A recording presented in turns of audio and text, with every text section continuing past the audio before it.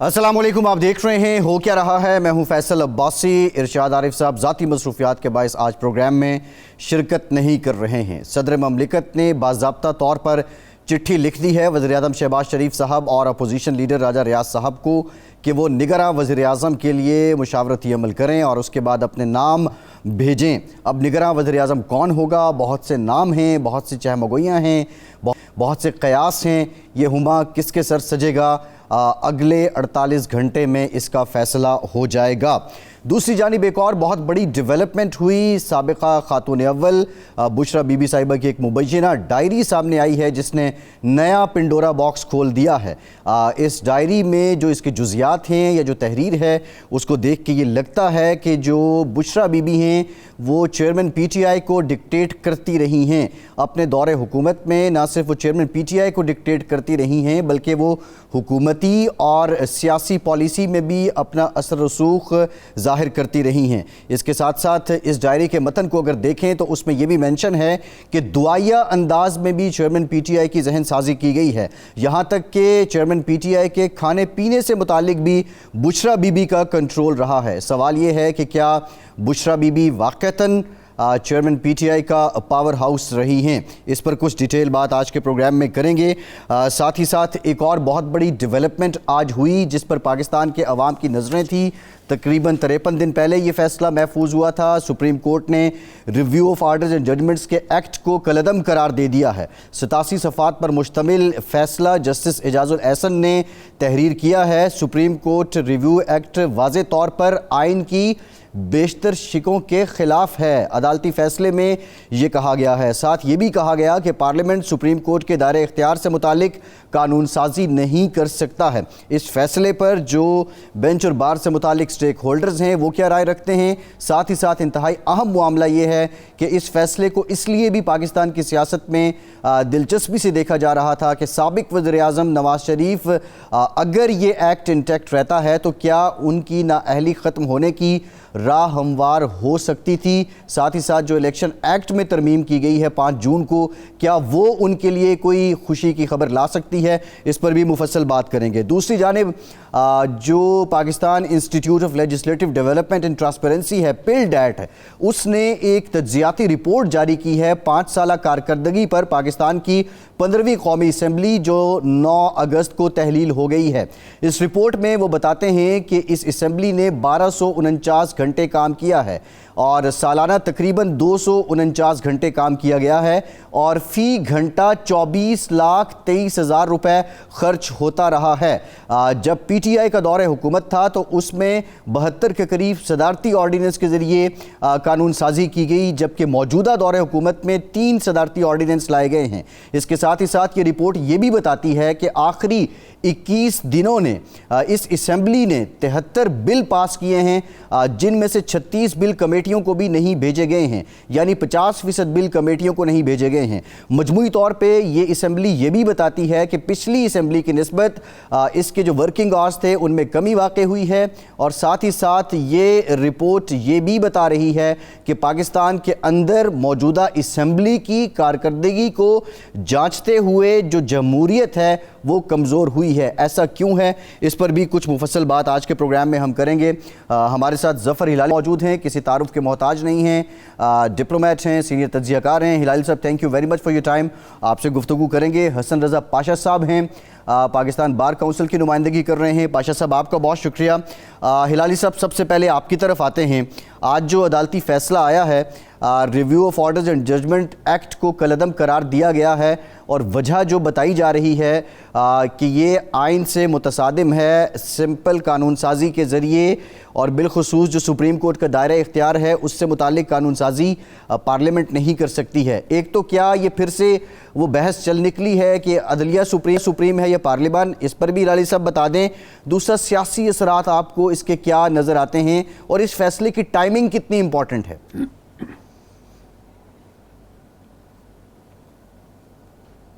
हिलाली साहब, देखिए, मैं समझता हूं कि ये एक बड़ा अहम सा फैसला है और ये फैसला बड़ा अहम सा फैसला है और ये फैसला बिल्कुल दुरुस्त है। मैं ये समझता हूं कि हम लोगों ने इन 5 साल में देख लिया है کہ کس قسم کے فیصلے پارلیمنٹ سے نکل رہے ہیں، اور یہ کہنا کہ اس پارلیمنٹ جس قسم کے فیصلے اس پارلیمنٹ سے نکلے ہیں، یہ کہنا کہ ان کو سپریم کورٹ سے زیادہ پاور دینا، سپریم کورٹ سے زیادہ اپنے معاملے پہ ان کو فیصلے کرنا، ان ادر ورڈز لا پہ ان کو فیصلہ کرنا جو لیگل چیزیں ہیں، اور یا وہ قانون کے مطابق ہیں یا نہیں ہے. دیکھیے میں بتاتا ہوں، یہ ہمارے انسان جو ہوتا ہے، یہ افسوس سے کہنا پڑتا ہے کہ یہ صرف ایک قانون فالو کرتے ہیں، یہ ہے قدرت، دا لا آف نیچر. جو لا آف مین جو ہے، اور معاف کریے کبھی کبھی لا آف ہے، وہ بھی ان لوگوں کو پرواہ نہیں ہے. یہ صرف اور صرف والنٹیرلی ایک ہی قانون فالو کرتے ہیں، and that is the law of nature. میں تو حیران ہوں کہ اس قسم کے پرفارمنس سے، اور وہ پل ڈیٹ کا رپورٹ جو آپ نے پھر ہمیں سنایا ہے، انشاءاللہ اس پہ بھی ڈسکشن ہونی چاہیے، شاید ہوگی. میں صرف یہ کہتا ہوں کہ has there ever been a greater waste of money? ٹھیک کتنے پیسے حرام ہوئے ہلالی صاحب، ان کو کاٹیں جی، ان کے الاؤنسز کاٹیں، واپس لیں. جی ٹھیک ہے ہلالی صاحب، میں ذرا پاشا صاحب کی طرف جاتا ہوں. پاشا صاحب، اس فیصلے پہ پاکستان بار کونسل کا موقف کیا ہے، اور آپ سمجھتے ہیں کہ واقعتاً یہ قانون سازی آئین کے ساتھ متصادم تھی؟ یہ ہے کہ دو قوانین ماضی قریب میں جو پارلیمان نے بنائے، ان میں ایک تو supreme court practice and procedure act, اور دوسرا یہ جو review of orders and judgment act جو ہے وہ بنایا گیا. اس پہ پاکستان بار کونسل کے ساتھ اس وقت کے وزیر قانون نے 2 سے 3 میٹنگز کی اور میننگ فل کنسلٹیشن کی. ہم نے جو اپنا انپٹ دیا تھا اس میں وہ وکلاء کے اور لیٹیگینٹس کے جو پریکٹیکل مسائل تھے ان کو مد نظر رکھتے ہوئے یہ ہم نے اپنے مشورے دیے، اور انہی کی بنیاد پہ پھر انہوں نے قانون سازی کی. آپ دیکھیں اس میں کون سی چیز غلط ہے؟ کبھی اس کی طرف بھی کسی نے سوچا ہے؟ بالکل بھی نہیں سوچا. آج یہ بات کر رہے ہیں کہ سپریم کورٹ آف پاکستان نے جی بہت اعلیٰ معیار کا فیصلہ کیا. کیا اسی ترازو میں رکھتے ہوئے آپ اس فیصلے کو بھی درست کہیں گے جس فیصلے میں انہوں نے ایک آمر کو 3 سال کے لیے امینڈمنٹ کرنے کے لیے الاؤ کیا؟ کیا اسی قسم کی تمام آمریتوں کو سپریم کورٹ آف پاکستان نے ان کو جو ہے ویلیڈیٹ کیا؟ کیا وہ فیصلے بھی پھر درست ہوئے؟ قطعاً نہیں. کچھ ایسے فیصلے ہیں جو اس پورے ملک کی تاریخ، ملک کے ماتھے پہ کلنک کا ٹیکا ہے. میں بڑے ادب کے ساتھ یہ بات کر رہا ہوں. آپ دیکھیں ذوالفقار علی بھٹو کیس اس عدالت نے کیا، کیا وہ یہ ثابت نہیں ہوا کہ اٹ واز جوڈیشل مرڈر؟ کیا اس وقت آئین اور قانون نہیں تھا؟ پھر آپ نے ضیاء الحق کے مارشل لا کو ویلیڈیٹ کیا، پھر آپ نے اس کو پرویز کے مارشل لا کو ویلیڈیٹ کیا اور اس کو امینڈمنٹ کی اجازت دے دی. ایک شخص کو آپ نے عامر کو ویلیڈیٹ. دیکھیں یہ ساری چیزیں جو کلیکٹیو وزڈم ہوتا ہے اس سے انڈو نہیں ہو سکتا. جو ڈیموکریسی ہے اس کو جو بھی لولی لنگڑی ہے اس کو چلنے ہی نہیں دیا گیا. آج پارلیمان قانون سازی کر رہی ہے اور اس کو جو ہے وہ اسٹرائک ڈاؤن کر دیا گیا. یہ دیکھے بغیر کہ دیکھیں آئین نے آپ کو ٹرائیکوٹمی آف پاورز ہیں. لیکن پاشا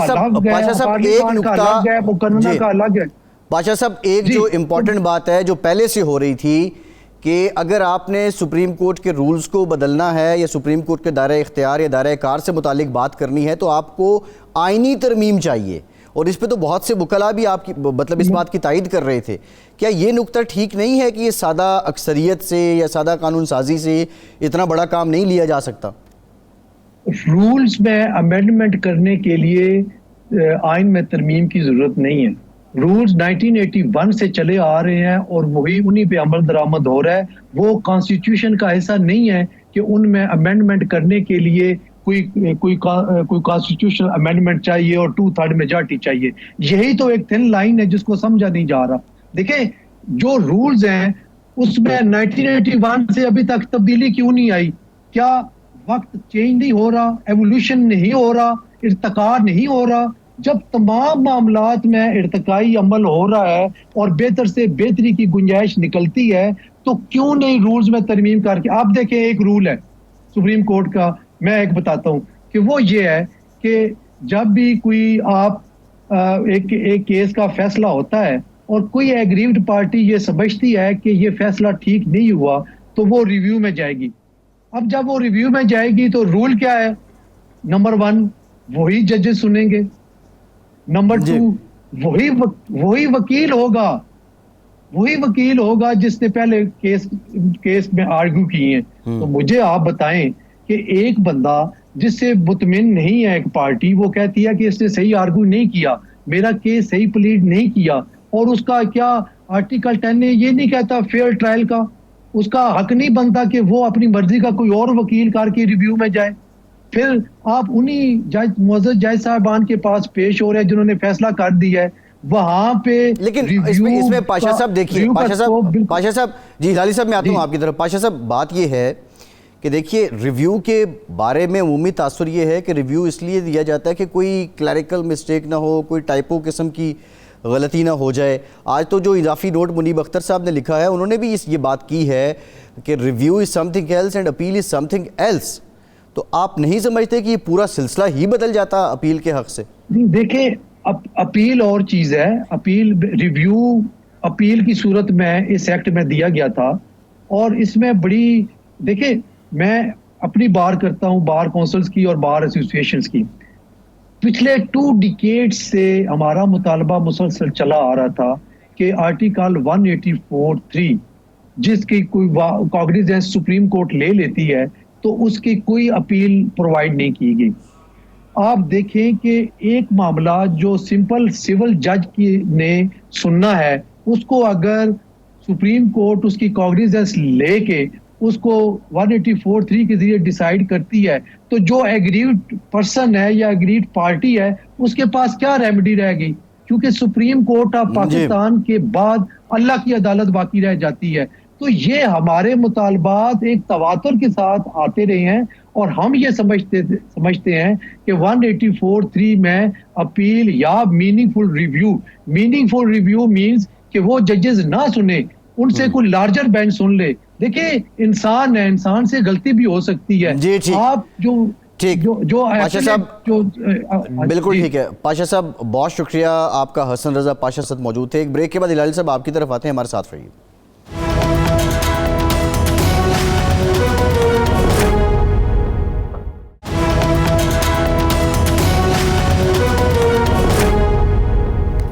بریک کے بعد ایک بار پھر سے آپ کا خیر مقدم کرتے ہیں. ہمیں جوائن کیا ہے سینیٹر علی ظفر صاحب نے, مایناز قانون دان بھی ہیں, قانون ساز بھی ہیں. علی ظفر صاحب بہت شکریہ آپ کا. آپ کی طرف آتے ہیں. ہلالی صاحب علی ظفر صاحب کے کولیگ ہیں عرفان صدیقی صاحب, وہ یہ کہتے ہیں کہ 53 دن کے بعد انتظار کے بعد یہ فیصلہ سنا دیا گیا. یعنی شاید وہ یہ کہنا چاہ رہے ہیں کہ یہ اسمبلی تحلیل ہونے یا اس کی مدت ختم ہونے کا انتظار کیا جا رہا تھا. اس وقت جو پاکستان میں حالات ہیں, فیصلہ ہو یا قانون سازی ہو, ادارے باہم آمنے سامنے نظر آتے ہیں, اس کا حل کیا ہے؟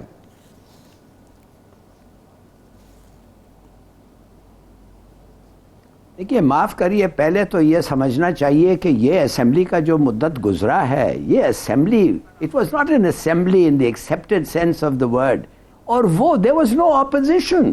الیکٹ ہوا تھا لیڈر آف دی اپوزیشن ایک دوسرے ٹکٹ پہ, on the ticket of P T I, اور بن گیا opposition leader of P T I کے ٹکٹ پہ, استعفیہ دیا, ریزائن نہیں کیا, ڈیفائی کیا, اور he was cooked out of the party. یہ دوسری بات ہے کہ وہ امپلیمنٹ ہوا یا نہیں ہوا. دیکھیے بات سیدھی سادھی ہے, let us not detract parliament کے بارے میں. یہ جو پارلیمنٹ تھا یہ اپنے قانون نہیں فالو کیا. آپ مجھے بتائیں ایک پارلیمنٹ جو کورم کے بغیر 15 ممبرز 50 بلز 1 گھنٹہ وداؤٹ ڈسکشنز, آپ سمجھتے ہیں ان کو ہم یہ رسپانسبلٹی دینی چاہیے کہ وہ سپریم کورٹ کے رولز ڈکٹیٹ کریں ان کو, ان سے جا کے کہیں کہ تمہارا رول غلط ہے؟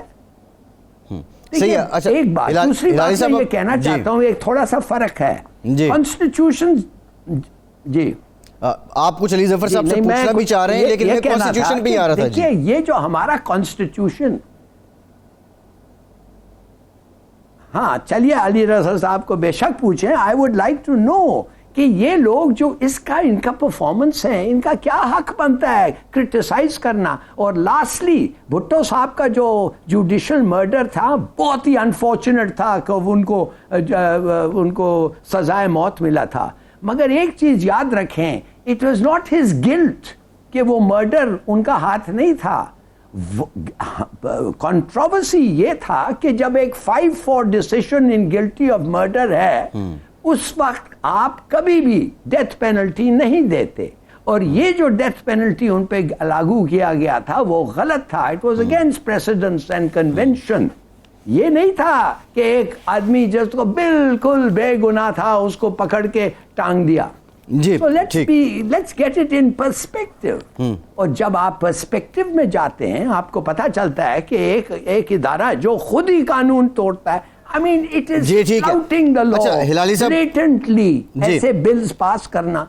اور آپ میں ذرا علی ظفر صاحب کی طرف آتا ہوں. علی ظفر صاحب، جو پاکستان بار کونسل ہے اس کے تو ریزرویشن ہے اس فیصلے پہ، اور آپ سے پہلے حسن رضا پاشا صاحب ہمارے ساتھ تھے. وہ یہ کہتے ہیں کہ یہ کیا طریقہ ہے، یہ کیا اصول ہے کہ جس شخص سے کہ یا کسی پارٹی کے خلاف فیصلہ آتا ہے کسی بینچ سے اور ریویو بھی اسی کے پاس ہی لگتا ہے، تو کیا ان اصولوں کو بدلنا نہیں چاہیے؟ اور دوسرا مسئلہ کیا ہے؟ آپ سمجھتے ہیں کہ اس کے لیے مین ایشو آئینی ترمیم ہے، وہ ہو جائے تو پھر سپریم کورٹ کو بھی اعتراض نہیں ہوگا؟ جی دیکھیں، سب سے پہلے تو جو رائٹ آف اپیل ہے، اپیل کا حق، ہر کوئی اس سے بالکل ایگریمنٹ میں ہے. ہر کوئی اس پہ کنسنسس ہے کہ اپیل کا حق ہونا چاہیے. ہمارے آئین میں لکھا ہے کہ اگر آرٹیکل 184(3) کے تحت اگر کوئی فیصلہ سپریم کورٹ آف پاکستان کرتا ہے تو وہ فائنل فیصلہ سمجھا جاتا ہے، اور اس کے خلاف صرف اور صرف ریویو کا حق دیا ہے. اور آئین کہتا ہے کہ آپ کو اپیل کا حق نہیں ہے. اگر اس میں کوئی ترمیم کرنی ہے آئین میں اور اپیل کا حق دینا ہے تو پھر یہ اس آئین میں ترمیم کرنی پڑے گی. اور اس کا طریقہ کار یہ ہے کہ آپ 2/3 جو پارلیمنٹیرینز ہیں وہ بیٹھ کے مشاورت سے فیصلہ کریں کہ جناب جو 1973 کا آئین ہے جس میں اپیل کی طاقت نہیں دی، صرف ریویو کی طاقت دی ہے، اس میں ہم اپیل کی طاقت دے دیتے ہیں. جی اگر ایسا ہو جائے، طریقہ کار اپنایا جائے تو کسی کو یعنی آئینی ترمیم ضروری ہے. ٹھیک ہے. اچھا علی ظفر صاحب، جی علی ظفر صاحب ایک اور سوال بجائے جی مطلب خلاصہ یہ ہے کہ آئینی ترمیم اس کے لیے ضروری ہے، آپ یہ کہہ رہے ہیں. دوسری بات یہ ہے کہ بہت زیادہ بات کی جا رہی تھی، اعظم نذیر تارڑ صاحب نے بھی کہا کہ جو نواز شریف صاحب کی اہلیت یا دوبارہ اہل ہونے کا جو سلسلہ تھا وہ اس ایکٹ کے ساتھ نہیں جڑا تھا، بلکہ الیکشن ایکٹ میں جو ترمیم کی گئی ہے اس سے ان کو فائدہ ہو سکتا ہے کہ نااہلی 5 سال کے لیے ہے. کیا آپ متفق ہیں؟ دیکھیں، اس کیس کے جو بل آیا اس کے 2 مقصد تھے میری نظر میں. ایک تو یہ ایک دن میں پاس ہوا تھا، بالکل بلڈوز کیا گیا تھا، اس پہ کوئی ڈیبیٹ نہیں ہوئی تھی. اور بالکل درست فرما رہے ہیں کہ پارلیمنٹ کا ایک طرح رول ہی نہیں رہا تھا. وہ حکومت کہتی تھی کہ ہم قانون لائے ہیں، اس کو پڑھے بغیر سمجھے بغیر آپ پاس کر دیں. تو یہ اسی قسم کا قانون تھا جو پاس ہوا تھا. اس کے 2 مقصد تھے. ایک مقصد یہ تھا کہ جو 90 دن کا فیصلہ کیا تھا سپریم کورٹ نے کہ 90 دن میں الیکشن ہونا ہی ہونا ہے، اور اس کو الیکشن کمیشن آف پاکستان کسی وجہ سے تبدیل نہیں کر سکتا، چاہے وہ سینسس کا ایشو ہو، چاہے وہ ایمرجنسی ہو. 90 دن ایک آئین میں لکھا ہے اور وہ پورا کرنا ہی کرنا ہے الیکشن 90 دن میں. ایک تو مقصد یہ تھا کہ اس کے خلاف اپیل فائل کر سکے حکومت، اور اپیل میں پھر نیا بینچ بیٹھے اور وہ کسی نہ کسی طرح نئی آئینی ترمیم لے آئے یا نئی آئینی تشریح لے آئے اس اپیل کے ذریعے. ایک یہ مقصد تھا. اب جہاں تک ایک اور اٹیمپٹ کی ہے حکومت نے، جہاں تک یہ تعلق ہے کہ الیکشن ایکٹ میں ایک اور امینڈمنٹ لے آئے، اور وہ یہ تھی کہ 5 سال تک وہ رہے گی نااہلی صرف. اس کا مقصد یہ تھا کہ شاید حکومت کو نظر آ رہا تھا کہ ان کی یہ والا جو ایکٹ ہے یہ کالعدم قرار دے دے گی سپریم کورٹ، تو انہوں نے پھر ایک اور کوشش کی کہ اس کو اٹیمپٹ کر لیں. ہلالی صاحب آپ کچھ پوچھنا چاہ رہے ہیں علی ظفر صاحب سے؟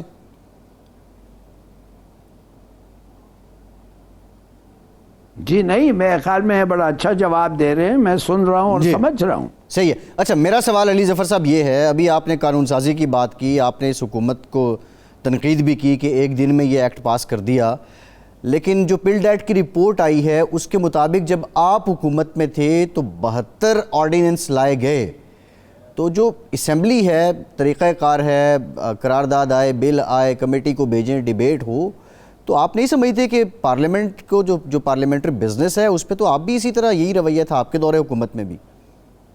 آپ بالکل درست فرما رہے ہیں. میں اس وقت بھی کہتا تھا کہ آرڈیننسز کے ذریعے، آرڈیننس کا مطلب یہ ہے کہ صرف آپ ایسی سچویشن میں آرڈیننس لے کے آئیں جہاں آپ کو ضرورت ہے اور بڑی ارجنسی ہے اور پارلیمنٹ اس کو ریزالو نہیں کر سکتا، تو آپ ایک ٹیمپرری قانون لے آئیں. اور آپ کو یاد ہوگا کہ جب ہماری حکومت میں بھی ایک دو بار ایسی کوشش کی گئی جہاں بل آیا اور اس کو کہا گیا کہ آپ پاس کر دیں کیونکہ اس وقت ہماری میجورٹی تھی، اور وہاں بھی ڈیبیٹ کے بغیر کچھ قوانین پاس ہوئے، تو میں نے اٹھ کے اس وقت بھی اپوز کیا تھا اور میں نے کہا تھا کہ نہیں، اس کو آپ کمیٹی میں بھیجیں کیونکہ یہ طریقہ کار پارلیمنٹری پروسیس کا نہیں ہے. لیکن ہمارے وقت 2-3 غلطیاں ہوئیں. اس وقت تو 100 سے زیادہ قانون جو ہیں میری آنکھوں کے سامنے وہ پاس ہوئے ہیں، اور ایسے قانون بھی پاس ہوئے ہیں جہاں میرے پاس، میں پڑھ کے آتا ہوں، جب کوئی بھی قانون سازی ہو میں کوشش کرتا ہوں کہ اس کو اگر قانون درست ہے تو اس کو آپ اپنائیں، اگر درست نہیں ہے تو اس میں امینڈمنٹس ہوں اور اس کو بہتر بنایا جائے. لیکن مجھے بھی وہ 5 منٹ پہلے کاپی ملی، میں ایک سینٹنس ہی پڑھ سکتا تھا تو وہ قانون پاس ہو جاتا تھا. یہ جب طریقہ کار آپ ہو تو پھر پارلیمنٹ میں بلڈوزنگ ہو تو پھر وہ پارلیمنٹ نہیں رہتا. اچھا، اور یہ مجھے بریف کمنٹ علی ظفر صاحب، میڈیا کا، جی علی ظفر صاحب نے اس کو بار بار ریز کیا. آپ جتنے ایڈیٹوریل پڑھیں اچھے اخباروں کے، اس میں یہ تنقید صرف میں نہیں کر رہا، ہر اچھا میڈیا پرسن، ہر اچھا اخبار کہہ رہا ہے کہ یہ بلڈوزنگ کا طریقہ پارلیمنٹ کا طریقہ نہیں. اس سے پارلیمنٹ کی ایک ریپوٹیشن خراب ہوتی ہے، لوگوں کی جمہوریت سے جو ایک ان کو محبت ہے وہ ختم ہوتی ہے، اور سب سے بڑا ملک کا عزت کا نقصان ہوتا ہے، ملک کا نام بدنام ہوتا ہے. جی ٹھیک، بہت شکریہ علی ظفر صاحب آپ کے وقت کا. ایک بریک لیتے ہیں، بریک کے بعد دوبارہ حاضر بات کریں گے. نگراں وزیر اعظم کا اعلان آخر کب ہوگا؟ ہمارے ساتھ رہیے.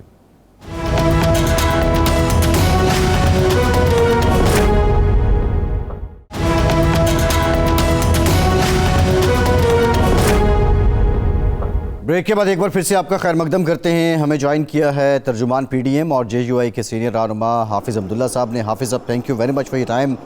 حافظ صاحب، خبریں تو بہت سی ہیں لیکن ایک قانون سازی ہوئی جس کو عدالت نے کالعدم قرار دے دیا ہے، اور یہ بھی کہا ہے کہ سادہ اکثریت سے یہ قانون سازی نہیں ہو سکتی تھی.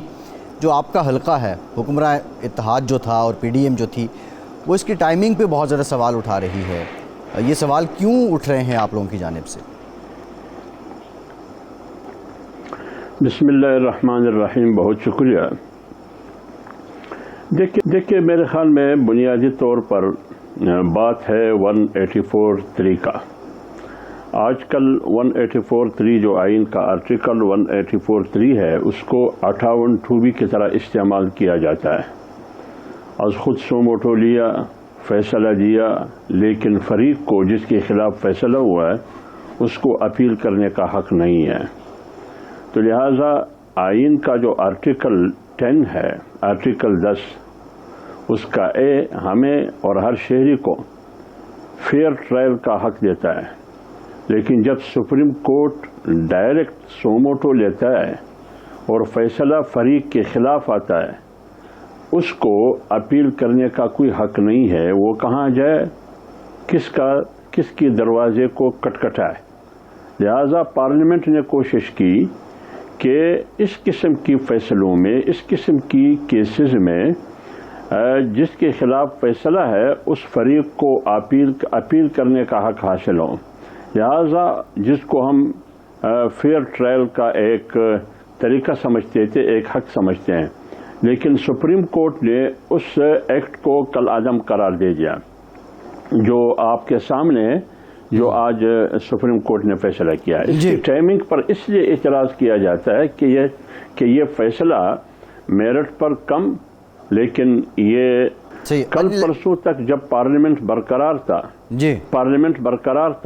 پارلیمنٹ تحلیل نہیں ہوئی تھی، اس وقت تک 1.5 مہینے سے یہ فیصلہ محفوظ رہا. جیسی پارلیمنٹ برخاست کی گئی اگلے ہی دن فیصلہ سنایا. یہ تو عام آدمی سمجھتے ہیں کہ یقین ان کو یہ ہے کہ اب تو پارلیمنٹ نہیں ہے، میرے فیصلے کا راستہ کون روک سکے گا. حافظ صاحب سوال یہ ہے کہ آپ انصاف کی توقع کرتے ہیں اور آپ فیئر ٹرائل کی بات بھی کرتے ہیں، لیکن اگر ہم فیئر لیجسلیشن کی بات کریں، آج ایک رپورٹ سامنے آئی ہے پل ڈیٹ کی جانب سے، وہ یہ کہتے ہیں کہ آخری 21 دنوں میں آپ جو حکمراں اتحاد تھا 73 بل منظور کیے، 36 جس میں سے آپ نے کمیٹیوں کو ہی نہیں بھیجے اور دھڑا دھڑ قانون سازی کی گئی. تو کیا قانون سازی جو ہوئی وہ فیئر ہے؟ دیکھیں، میں نے کب کہا، میں جب سب سے پہلے تو یہ فیصلہ کرنا ہوگا. آج تک سپریم کورٹ نے اپنے آپ کو پارلیمنٹ کے سامنے جواب دہ نہیں سمجھا. گزشتہ پارلیمنٹ ہو پیملن کی حکومت، اس سے گزشتہ پارلیمنٹ ہو، آج کا پارلیمنٹ ہو، پبلک اکاؤنٹس کمیٹی نے بار بار یہ تفصیلات سپریم کورٹ سے طلب کیے کہ آپ اپنا مالی تفصیلات ہمیں مہیا کریں. آج تک سپریم کورٹ نے مہیا نہیں کیے. اس کا مطلب یہ ہے کہ سپریم کورٹ اپنے آپ کو پارلیمنٹ کے سامنے جواب دہ نہیں سمجھتے. تو جب وہ جواب دہ نہیں سمجھتے، باوجود اس کے کہ پارلیمنٹ خالق ہے آئین کا اور پارلیمنٹ خالق ہے ان تمام اداروں کا، اب ایک ذیلی ادارہ پارلیمنٹ کا جو مرہونی منت ہے پارلیمنٹ کا، اس کی طرف سے مداخلت بار بار کی جا رہی ہے. لہذا یہ مناسب نہیں ہے، یہ جمہوریت کے لیے بھی، آئین کے لیے بھی نہیں، سب سے پہلے سپریم کورٹ کے لیے اور سپریم کورٹ میں بیٹھے ہوئے ججز کے لیے. جہاں تک آپ نے قانون سازی کی بات کی کہ 1 ہفتہ یا 2 ہفتے میں شامل جو حکومت میں شامل جماعتیں تھی پارلیمنٹ میں یا اپوزیشن، جو قانون سازی کی، کیا یہ قانون سازی کو آپ صاف اور شفاف قانون سازی کہہ سکتے ہیں؟ میں آپ کو کہہ رہا ہوں کہ جمعیت علماء اسلام نے ہر اس قانون سازی کی مخالفت کی ہے جس قانون سازی میں پارلیمنٹ کو اعتماد میں نہ لیا ہو. جہاں تک جب بھی قانون سازی ایسی آئی جو آئین کی روح کے خلاف ہو، انسان کی انسانی بنیادی حقوق کے خلاف ہو، آئین کے کسی آرٹیکل کے خلاف ہو، ہمیشہ جمعیت علماء اسلام نے اور حکومت میں شامل بہت سی اتحادی جماعتوں نے اس کی مخالفت کی. ہم نے کب صحیح ہے، ٹھیک ہے حافظ صاحب میں آپ کی طرف مزید بھی آتا ہوں. جہاں مخالفت میرے بات ایک جملہ، جہاں مخالفت کی نوبت آتی ہے، میں پارلیمنٹ میں بیٹھا ہوں، کوئی پارلیمنٹیرین پارلیمنٹ کی بے توقیری کر رہا ہے قانون سازی کے ذریعے بھیجا قانون سازی، یا پارلیمنٹ سے باہر کوئی ادارہ ہے وہ پارلیمنٹ پر چڑھائی کی کوشش کرتے ہیں، ہم مخالفت کریں. جی صحیح ہے. حافظ عبداللہ صاحب بہت شکریہ. ہلالی صاحب آپ کا شکریہ. آج کے پروگرام سے اتنا ہی. فیصل عباسی کو اجازت دیجیے.